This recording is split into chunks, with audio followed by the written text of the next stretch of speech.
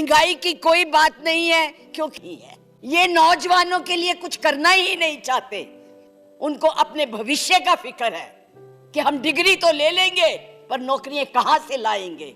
अरे आज यहाँ बैठे हुए हो, हवाई जहाजों में चलते हो और उनमें चलते हो, किसने दिए, किसने बनाए?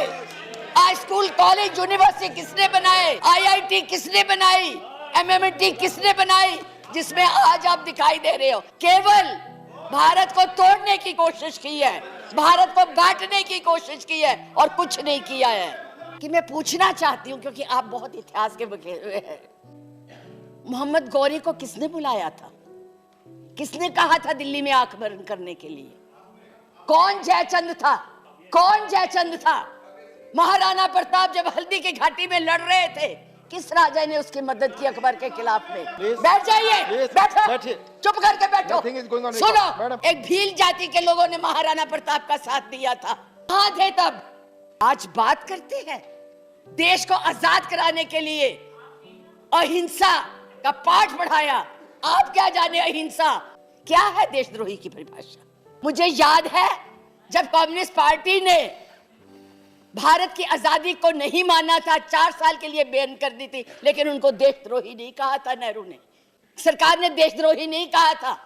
पंडित नेहरू के खिलाफ लोकसभा में वाजपेयी जी बोलते थे, उनको देशद्रोही नहीं कहा था। आज कोई भी आपके प्रधानमंत्री के खिलाफ, आपके गृह मंत्री के खिलाफ, उनकी नीतियों के खिलाफ बोले, वो देशद्रोही हो गया है। उनको जेल में डाल दो, उनको पकड़ लो। 6 साल के बच्चों को भी नहीं आप तो छोड़ रहे, आप क्या करेंगे? केवल एक सोच है कि कैसे इस देश को तोड़ा जाए। 70 साल में उपाध्यक्ष जी हमने पाकिस्तान का इतना नाम नहीं लिया था जितना ये 6 सालों में ले रहे हैं। हमारी महानायिका ने पाकिस्तान के 2 हिस्से कर दिए थे, बांट दिया था, और ये आज पाकिस्तान के नाम से डरा रहे हैं और वैसे कहते हम बहुत मजबूत है। हर बात के लिए पाकिस्तान, हर बात के लिए पाकिस्तान। क्यों भाई, क्या है वो? आपका कुछ लगता है? हाँ, जरूर लाहौर में जरूर बिरयानी खाने गए थे, कांग्रेस नहीं खिलाती, बिना बुलाए गए थे, और आज बात करते हैं। मैं ये कहना चाहूंगी कि इस भारत को मत तोड़िए।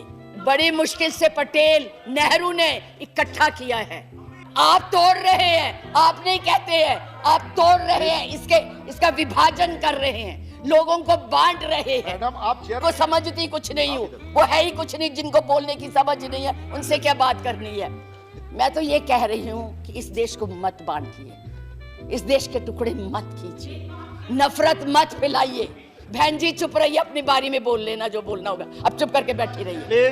पाकिस्तान आपसे नाराज, चाइना आपको कुछ नहीं समझता, नेपाल भी आपसे खफा हो गया है, और एक बांग्लादेश था जिसको भी आपने CAA से नाराज कर दिया है। इतना ज्यादा आप कहते हैं कि यूरोपियन यूनियन को हक नहीं है बोलने का, प्रस्ताव लाने का, तो उनके MP क्यों ले आए थे? उनको कश्मीर क्यों ले गए थे?